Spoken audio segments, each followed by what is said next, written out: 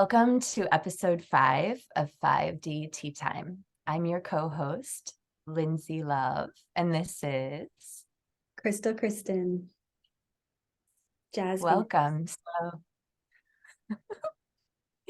So today, we kind of assess the energies of what's happening right now in our lives and the time points that we're in. And astrologically, we're in a very interesting time point throughout this year. We're right in what we call the eclipse window. So the eclipse window is basically the in-between times or days span between the solar eclipse and a lunar eclipse. And so eclipses happen every year, generally twice a year. Sometimes they come in threes and sometimes they come in twos. But anyway, we wanted to kind of dig into the eclipse season a little bit in this episode, and also the importance of astrology in both Kristen and my life and how it's influenced us. So, Kristen, do you want to kick it off a little bit, or kick it off with a description or just a rundown of what astrology means to you, what it's done for you, or how you use it in your life? Yeah, this is such a fun topic because astrology is such an alive part of my spiritual path. Referencing the transits, the astro weather is a big part of what helps me comprehend my personal energies and maybe some challenges I'm having, or where my mind is, or where like there's roadblocks or resistances, or where there's expansions. Like there's this meta reference point with the cosmos, and it's so helpful because it just feels like, oh, there's kind of an explanation for things that's happening on ground level.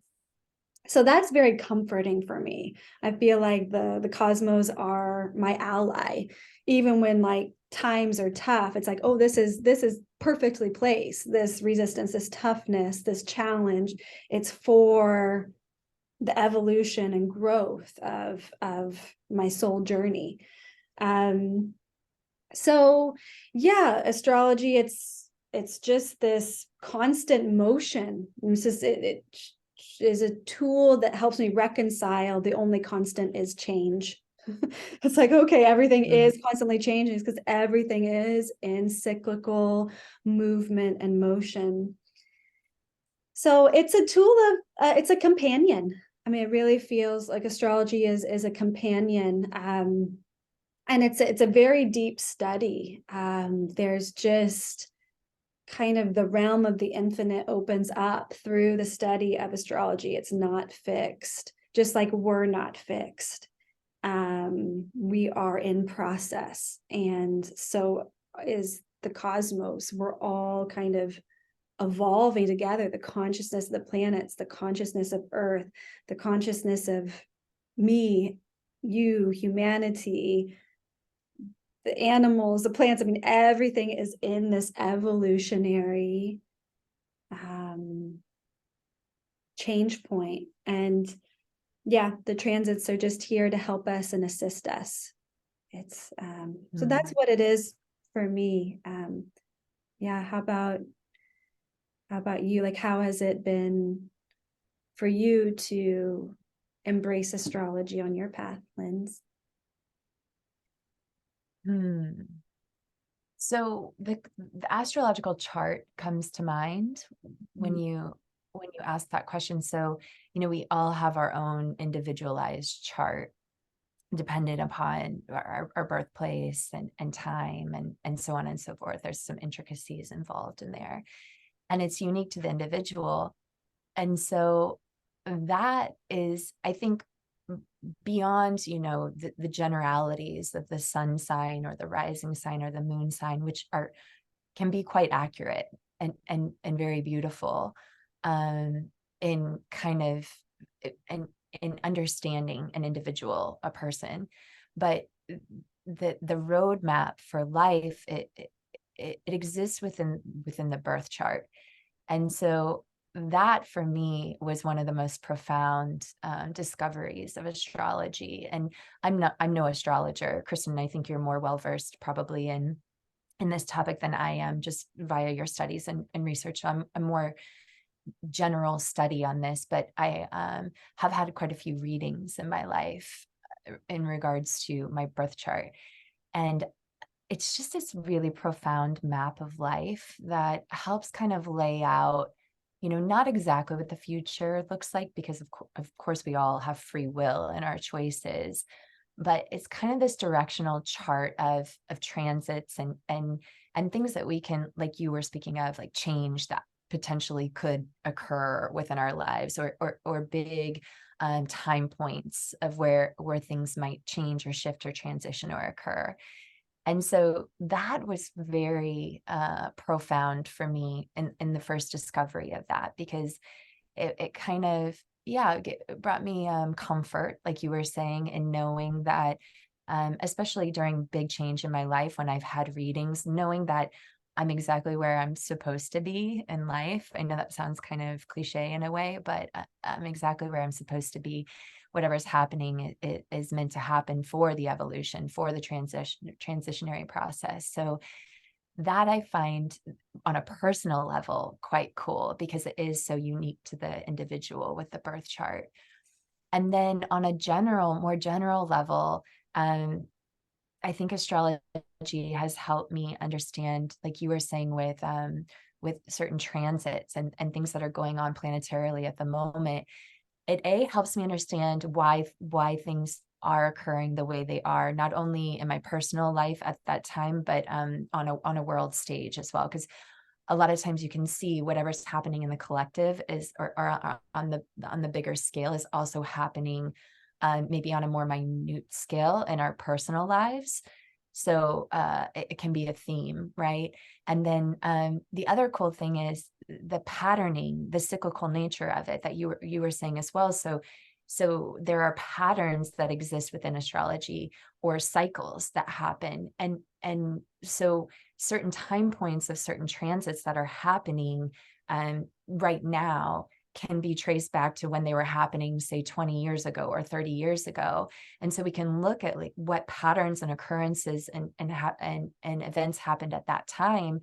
And then there's almost like a predictive quality of what energies and what things could occur yet again. And so there's a cool pattern with it. And I love patterns about life. And I love noticing the cycles and the patterns and things that are happening. So that's a very cool tool.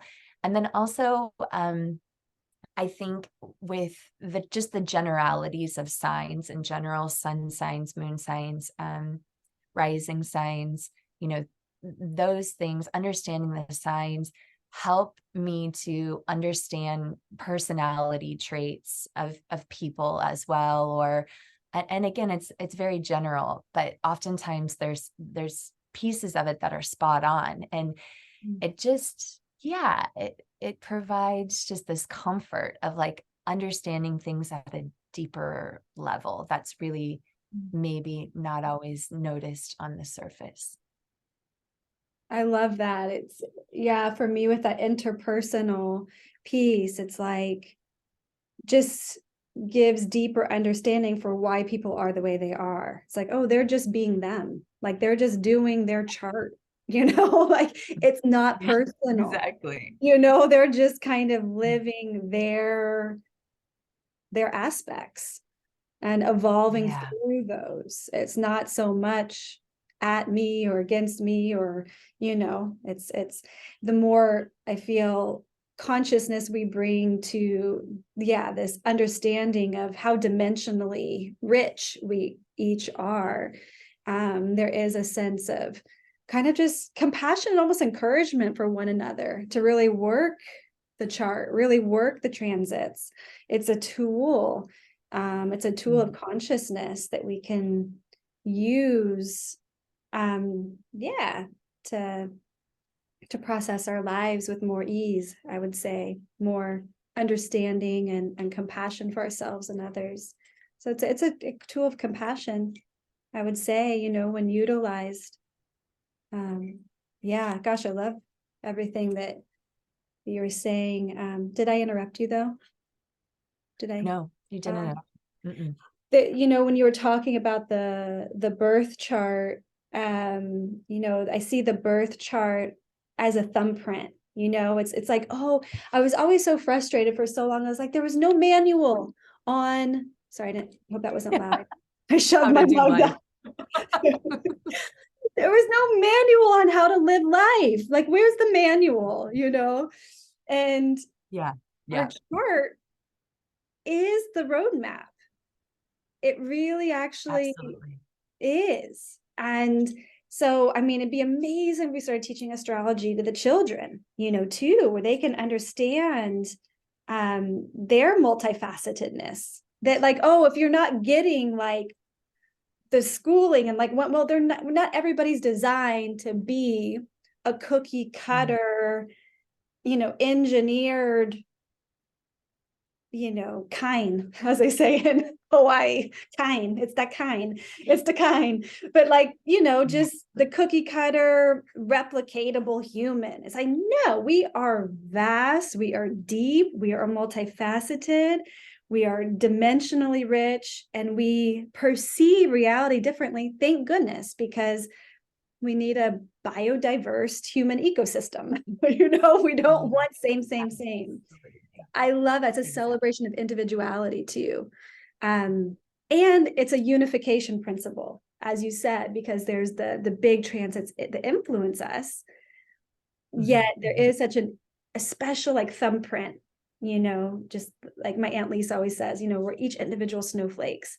That and that chart is kind of the holographic thumbprint or holographic snowflake crystal, and we can explore that so deeply, like not just the sun, the moon, the rising sign, but also the Mars, the Venus, Yeah. Jupiter, all Mercury. these, the personal Mercury, Venus, Mars, those personal planets, and how we relate to each other. And then the bigger Jupiter, Saturn, Uranus, Neptune, Pluto, the deep transformative energy. It's like we have all of these aspects plus the asteroids. So Yeah. there's just so much activity, so many luminaries. I mean, these are like luminary beneficial helpers to really, like, the more we attune to their consciousness, they're conscious beings. Everything's conscious, in this universal realm. um, the planets are conscious. So when we really build relationship with them, it's like they become friends, helpers, guides. Yeah. Even when Saturn's saying no, it's like, well, thank you for the No. limitation. No, Yeah. okay, there's a limit for a reason. Like, there's something to check here. Got to check the brakes, got to check the system. you know, it's interesting. It's fascinating. Yeah. Yeah. That tool of compassion that you mentioned Mhm. is just at the forefront of my mind right now. And, oftentimes in life, you're right, like things aren't personal. We have a tendency to kind of, not we, you and I, but I think as a species or maybe as a culture, Nature. It's take a things human personally. nature. Mm-hmm. Yeah. Yeah. Mhm. So, oh, they acted or reacted in that way. So I did something wrong, or it was about me, or so on and so forth, and so we take so much on of, what did I do wrong? What did I do in that situation? Why wasn't I good enough? Blah, blah, blah, blah, blah, blah, blah. Mhm. That internal mind negative kind of chatter. And this tool of compassion, or it can go the opposite way of like being enraged at the other. Why didn't they respond in the way that I expected? Or why aren't they reacting in that way? Or why didn't they do that? Because that's how I would have done that. Mhm. And that's the recognition, right, of we are all unique individuals. We all do have this really unique blueprint or roadmap or birth chart. Mhm. And it is ultimately this tool of compassion to it, it's like it kind of builds empathy for the other or understanding of the other, even though we're not in the mind of the other and we can't fully see the reality in the world that the way that they are. Utilizing astrology to understand their, not only transits that are occurring, but the signs in which their planets fall, especially the major ones, helps us to have a deeper understanding and empathy for that person. So I love that tool of compassion. Feel like that is that's massive with astrology. Mm-hmm. And then the other one that's coming up, and especially during eclipse season, is just a tool in general for generating understanding and what do I just this feeling of, okay, what can I expect coming up here? So I'll give you an example of eclipses. So eclipses generally bring in big change. They happen twice a year. And like I said in the beginning, sometimes there's two in an eclipse season. Sometimes there can be three. Usually it'll be two lunar eclipses and a solar.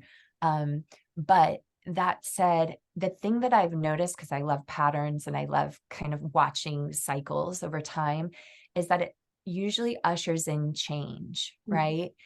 And sometimes eclipses can be that like burn down tower moment of change, where things burn to the ground and it's very abrupt. And sometimes it feels scary and overwhelming, but that change ultimately, in hindsight, once months and years have gone by, if we look back, that change was necessary. It needed to happen. And so knowing that the eclipses are coming through, I feel like brings me a lot of comfort, because I know usually they bring in change, right? And they bring in sometimes drastic change, but also knowing what the eclipse is highlighting at that time. So if we're aware that some change is coming and we're conscious of where the elements of change are starting to show up in our lives. So it might be within a relationship, it might be within our workplace, it might be within ourselves, something that needs to be transformed and shifted. If we can notice, like, okay, I know eclipse season is coming in. Eclipse season usually swoops in bigger change, and I see it in everyone's life and on a world stage, not just in my life. So then we have this recognition of, right, of realizing, where in my life is this showing up? Where is the change kind of popping its head? And the more conscious we are of that change and how it's shifting, the less drastic and overwhelming it feels when it maybe burns to the ground, or maybe we can prevent it from getting to that point of burning to the ground, because we know, okay, this is where I need to tweak and alter and shift my life a little bit before it gets to that point where, everything kind of crumbles around us. I don't know if you can speak to that at all, but sorry, I kind of went off on a tangent there. No, it's such a good tangent. I mean, the eclipse season, as you said, underline, highlight, exclamation point, it does usher in change, and that comes twice a year. So we know twice a year there's this opportunity. I see it all as opportunities, and like, even if it gets uncomfortable. Sorry, there's someone hammering in the back, my neighbor. Oh, I heard it just a little bit. Yeah. Okay. Yeah, the change is an opportunity for growth, for, just as you were saying, like releasing the old, releasing what's not serving, because it's almost like the eclipses to me are like, how we update the operating systems of our technology. It's almost like an update to the operating system, because we can't just hold on to everything throughout our whole life. I mean, we would be like, 1,000,000 pounds, and and there would never be space for the new to come in, because we're so weighted down by all the old. Sorry, didn't mean to interrupt, no, exactly. So that's exactly it. Yeah, so it is this change is like, washing away the old that's outdated, no longer serving, just this like debris, so it's supporting that. It's supporting that release, that eclipsing, that pulling and drawing out. And the more aware we become, as you were saying, of, these change points, the more we can flow with it, and be more fluid with it. Because if we don't even, if we don't know about these transits, we're resisting life more, and we're like, oh, why is this happening to me? You're more victimized rather than being proactive. Yes. Knowing that, like, okay, this wave is coming, let me utilize it as like for its highest potential, so I can accelerate into my highest potential timeline because of the benefit of this transit. And not all eclipses, they're not all the same, obviously. They're happening in different degrees and different signs, and they're hitting your personal natal chart, your birth chart, differently. So some eclipses might be really dramatic for you, but they're not that dramatic for me, because our charts kind of look similar. But okay, let's say someone else, they might, Yeah. but even us, our planets aren't all exactly in the same place, same degrees, same houses. So it's a complex system, astrology. Complex, and the more you dive in, it's just like layer upon layer upon layer into infinity. Yeah, so there's varying degrees of, the drama, the changes, but I think eclipses are just such profound opportunities, such to help us. It's all helpers. But sometimes if we're not even aware of astrology over transits, opportunity kind of passes us by. It's like, oh, when we become aware of it, we can really utilize the potency. When we apply our energy, where our attention goes is where the energy flows, right? So when our attention goes there, to the power of this, 555 lunar eclipse tomorrow, that's on my natal Jupiter in Scorpio on the degree. It's like 14 minutes and 50 something seconds. And I'm at 15 minutes of Scorpio. Wow, girl. I know Jupiter. So I'm like, whoa, I am feeling, a lot of a release and shift, and kind of like a magnifying energy right now. Yes. Yeah. So when we can, put our attention there, we can really utilize. We have to know exactly what we're even utilizing, just that it's happening and the awareness is there. So like what we're feeling is the transit happening through us. It's just like kind of opening our vessel to allowing the transit have its way with us. It's just like allowing the cosmos and the biology of life to really just work us, and being fluid with that rather than resisting. So that's a 5-dimension 5D access point.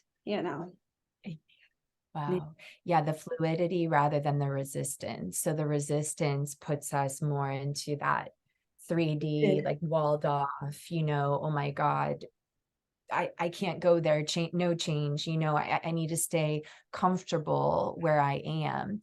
But oftentimes the biggest growth happens in the moments of discomfort.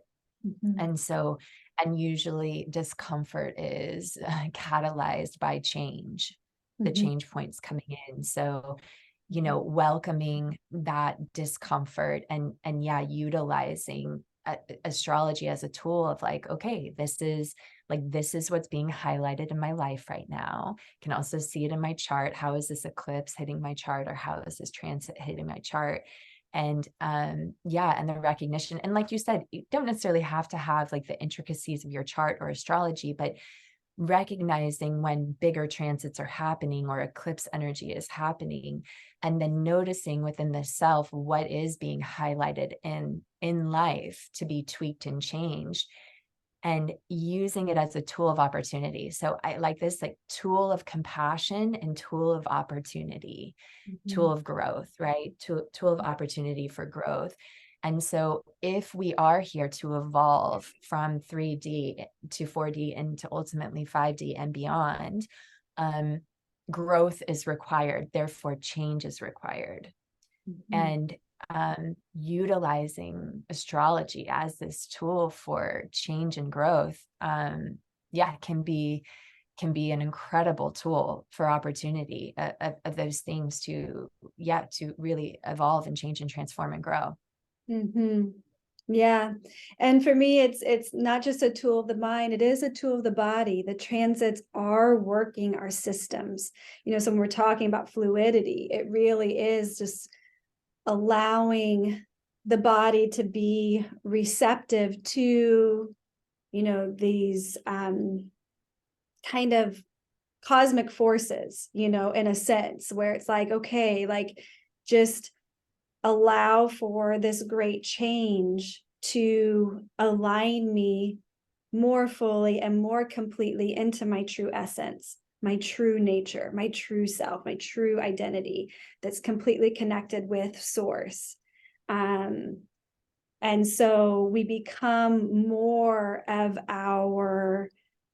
like our soul nature, through when we really allow life to,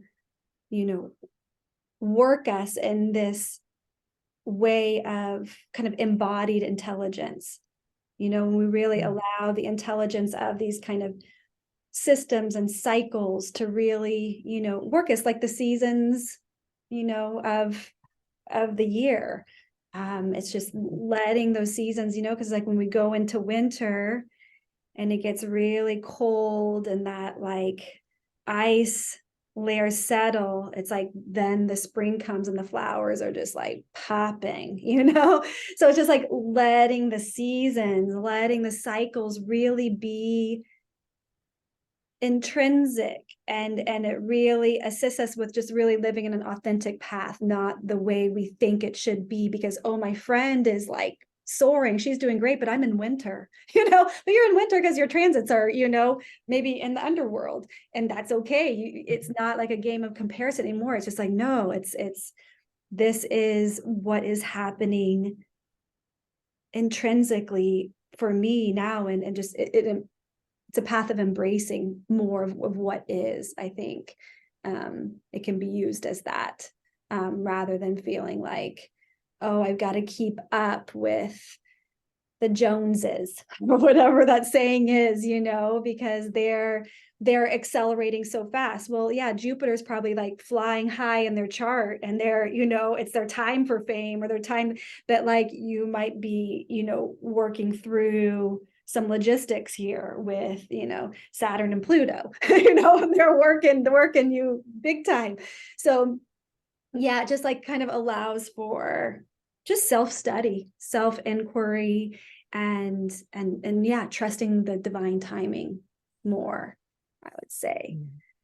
Yeah, which all comes back to compassion. It's a tool of self-compassion, compassion for others. Self-compassion.